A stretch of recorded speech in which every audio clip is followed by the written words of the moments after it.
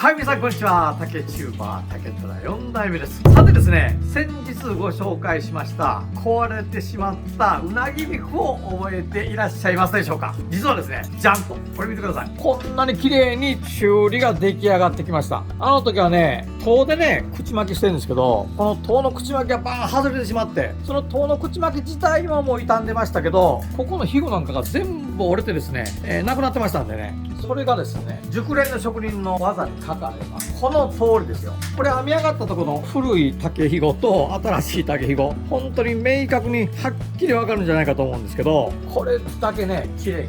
元通りの感じに出来上がってくる。圧巻ですね。こんなにしてくれる職人の技、感激です。本来ならばもう捨ててしまわなければいけないうなぎ肉がこうやってすることによって、この先5年10年15年20年とまた使っていける、これがねこれからの消費のあり方でもあるし、継続利用可能な唯一の天然資源である竹をですね、うまく活用してきた日本の伝統でもあるし、それもったいない精神、これの表れでもあるんですよ。もう今まで使えなくなってもう捨てないかんと思ってたピックがですよ、これだけ綺麗になって新品のように使えるようになりましたんでね、まず出来上がりにびっくりして、またこれでうなぎが取れる、また四万十川に仁淀川に、いろんな川に行けるということで、非常に喜んでいただけるんじゃないかと思って、僕自身もねうなぎ職人さんにお会いするのが楽しみになりました。ぜひですね、皆さんもお手元で使っている竹かごや、あるいは買い物かご、竹製品いろいろあると思うんですが、こういった形で手直ししながら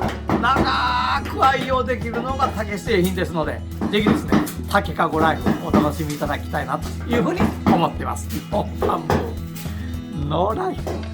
最後まで動画をご覧いただいてありがとうございます。グッドボタン、チャンネル登録よろしくお願いいたします。